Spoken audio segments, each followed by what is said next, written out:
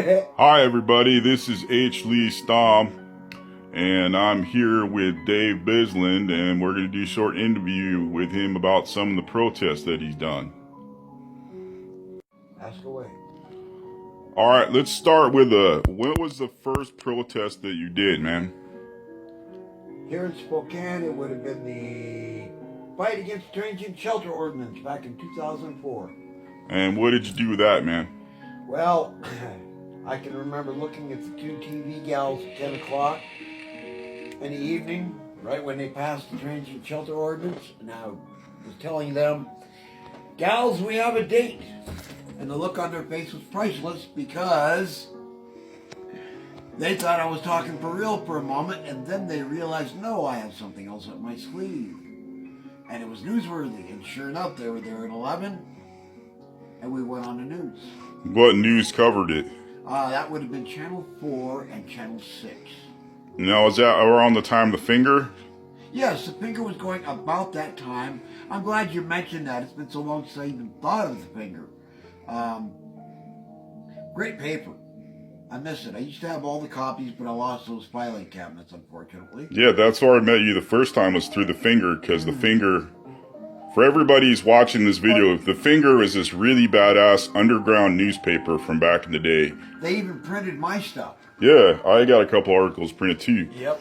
But the editor of the finger told me and one of the other people to go down and interview you because you had a tent city, was it in Felony Flats?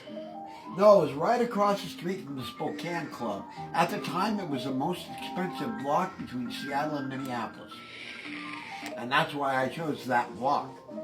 You have Spokane Club, you have the Federal Building, you have the newspaper, you have the Inlander, you have the Catholic Church, headquarters there, and the main Freemasons. cathedral. It's just such an important block. The Freemason Hall's around there yes, too. The Freemasons were there as well. It was just super important. Plus block. the Spokesman Review Building. Yep. Plus the FBI. Yeah, the Federal Building was there. It just, that spot was so important. Turned around and 7 years later started Occupy Spokane in the same spot because of the prime importance of that location. Didn't you? Okay, I'm trying to get the timeline straight on this because I know you had a protest in Felony Flats, right? Where you set up a tent city over on the other side yeah, of the bridge? Yeah, tried to, and then they shut you down? They shut us down from the get-go. That was the second tent city. And then didn't you get someone and gave you permission at some point to build? Okay, that's the third tent city. The third tent city. Right. Where was the third tent city at? Okay, the third tent city started out in the same place. Then the people got 3 days in a motel. And then that's when we got permission to set up on Napa and Cinto, just south of, 1 block south of Mission. And that's when the finger got sent to go see, right? No, it was 04 when the finger was sent over. And where was that spot in 04? It started out right there in front of the Spokane Club. When that one was shut down, then there was another one that was started in front of City Hall. That went on for about a month. And that's where the finger came over. So that's when... You might have been there during my tent city, but this is during Scott's thing at City Hall. And that's when Seth from the finger got a hold of you. Yeah, I'm pretty sure. Hadn't you already been going to some of the fingers, the meetings that they were doing? I had started checking them out. I found out about them. I had read it at that point, and I started getting interested, yes. In fact, later on, I had offices with the finger. Because, yeah, you wrote for them. When I lost one office, the finger offered me an office in Myra's bookstore. Okay, so how many tent cities have you started total? 3 tent cities and Occupy Spokane. And how many have we talked about so far? All 3 of them and Occupy have been briefly spoken of. So, okay, list the addresses again. Okay, well, what I need to do is list the years. All That's right, how we keep it straight. do by year. In 04, tent city in front of Spokane Club. All right. In 05, tent city was attempted on county land We were immediately driven away. We were invited to camp out around an apartment building, which we did for one night. It rained terribly, but we still had s'mores. Mm-hmm. And then we went over to an empty lot across from the East Central Community Center. There's a assisted living place that's been built there since. Okay. But we had Tent City there. That's where I got a ticket. How long were you there? At 3 days, 4 days. The East Central site? Yeah. And then... In fact, that's what caused the group the East Central 7. I have a picture of myself in a hat with one of those buttons. You have to send me a picture of that. So you were there for 3 days, and then you got a ticket, right? That's right. We got ticketed, and then we broke up and went elsewhere. All right. What's number 4? Oh, we got to go to number 3 now. Oh, number 3. What's number... Number 1 was 04. Okay, Number 2 what's was number 05. 3, man? Number 3 was 07. I did that one because they closed down the Otis, the Commercial, and the Alberta. Almost 900 low-income units. Boom, gone. The 3 largest for the 3 lowest. And the Otis was a place of last resort for so many people. Yeah, that's your classic flop house. Yeah, yeah. I'm not talking shit. I'm just saying, Right. If you have money for that week, you could get in the Otis. Yeah. It was like a hotel, like an old school hotel. Right. Like, when I first came to Spokane, I lived there. Like William Burroughs used to live in back in the day, you know. You go down to the office and you pay your rent for the week. It was a dive, shared bathrooms and kitchens. They had character, though. Yep. Okay, so what was the next one? Okay, that was the one in 07. Hmm. And that's the one that ended up over on Napa. All right, For Napa. 30 days. 30 days. The full month of November, we were there. All right. And that was probably the most successful one. All right. Because as a result of that, 6 months later, the city had an ordinance put together to regulate tent cities on private property. And they handed it to me and said, red pencil this. Make sure we get it right. You're our expert on tent cities. All right. And so out of 9 suggestions, they accepted 6 of them. All right. So, next on the list. Occupy Spokane. Let's talk a bit about this one. That was 2011, I think. 2011, 2012, I think. Yeah, in that era. And we went down, we started at a Jerry Laverty protest across the street in front of the Tell everybody about Jerry Laverty real quick. Jerry Laverty is a pot warrior. Keep on. He ran a group called MHP, which was Marijuana Health Providers. And he got busted and he ended up spending 6 months in... Federal time, right? Well, yeah, federal time, but he was in Camp Fluffy. Camp Fluffy? Yep. So he had a minimum security? Yep. It was where they sent all the dealers and like people who have committed light crime. Yeah. As they call it. And he came out of that. Well, we did a lot of protesting in his support.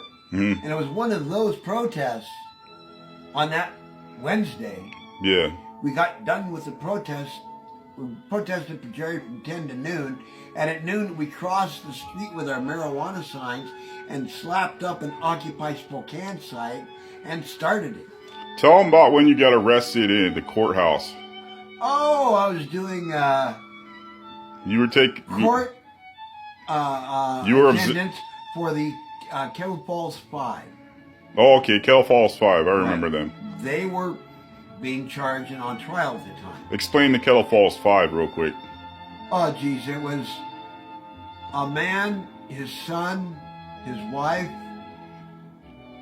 and his son's now ex-wife. Yeah. And another person were growing marijuana. They got popped. Yeah. The last federal charge for marijuana in the state of Washington. Didn't they have their medical permits? They had their medical permit. And I think the claim was the feds said they grew too much. Which they did not. It was all proven out in court that it was a bunch of bullshit. So you were at the Kettle 5 hearings. And Jerry Laverty had a shirt on that said, "Marijuana is safer than alcohol." I've got one of those shirts. So do I. I had to get a picture of him in federal court wearing that shirt. I'm a little deaf. And Yeah. I didn't hear the camera go click. But you know what? One of those bailiffs did. Yeah. And they called me out into the lobby and ended up arresting me. What'd they charge you for? Not conforming with the sign. There was a sign?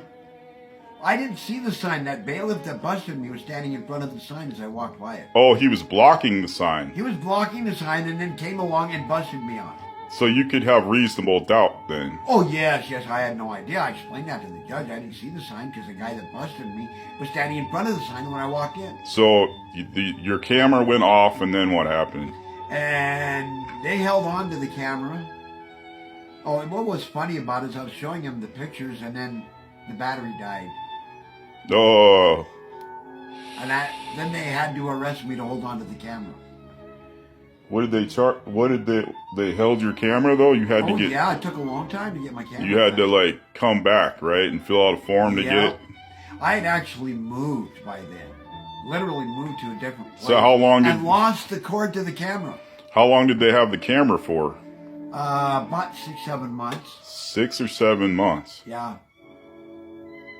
So. Well, part of the thing is I got done with the thing. I had a friend of mine was sitting in my apartment who was a felon. Yeah. And I also had probably 3/4 or a pound of leaf. Yeah. Sitting under the coffee table. You might want to be careful about what we talk about on the internet. My federal probation officer knocked on the door. Yours? Yes, this was 2 years ago. 3 years ago. You might want to be careful what you talk about on the. This is going on the internet. Yeah, let me finish this. Statute of limitations, though. Yes.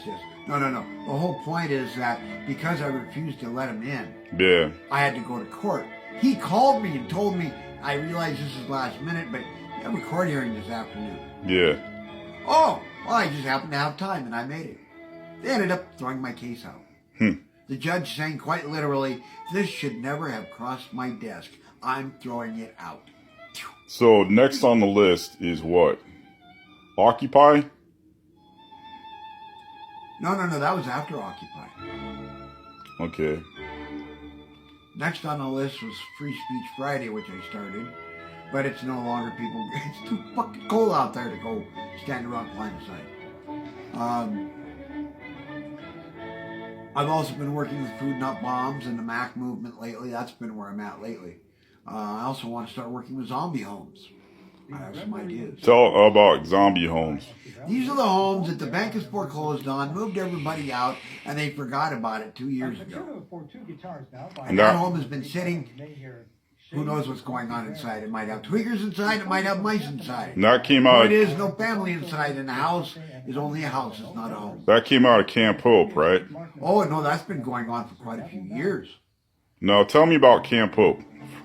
Camp Hope started off with Alfredo Yamato doing a hunger strike until they suspend the sit and lie ordinance. They agreed to suspend that ordinance after he spent a week in front of City Hall on this hunger strike. Yeah. While he was there, other people came in and started staying around him, and he started realizing there's a bigger problem. Yeah. And that's how Camp Hope started. Yeah. After they suspended the sit and lie until they could get 200 shelter beds, quote unquote. Yeah. Well, they're putting the sit and lie ordinance back in this Friday. Again? Yes, because they claim that we have over 200 warming center slots counts as shelter beds. So what all happened with Camp Hope? What's... I'm working on that. That's what I'm talking about exactly. All right. We made the deal that we would shut down Camp Hope when these warming centers were opened up. Yeah. But we agreed that we needed shelter beds. Yeah. These are warming center slots. They're kicked out in the morning. They have to find out where to go to stay warm during the day. Yeah. They don't allow feeding inside of these places, which is ridiculous. They make the people come out in the cold and get their food and eat it outside and then come back in to the warm. It's backwards. We need to be feeding inside. They're worried about liability.